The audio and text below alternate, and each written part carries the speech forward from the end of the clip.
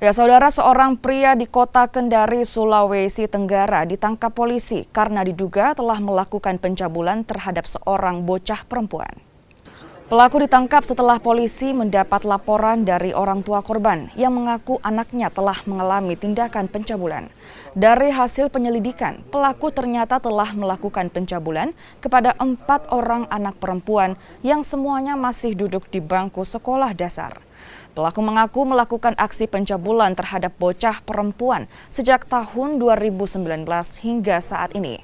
Korban dijanjikan diberi uang dan dilarang untuk memberitahukan ke orang lain.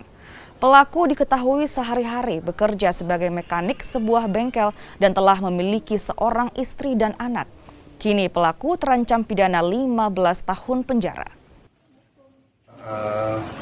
Pencabulan yang terjadi di Jalan Binaguna, Kelurahan Cemeraya, Kabupaten Kendari, Kecamatan Kendari Barat, Kota Kendari.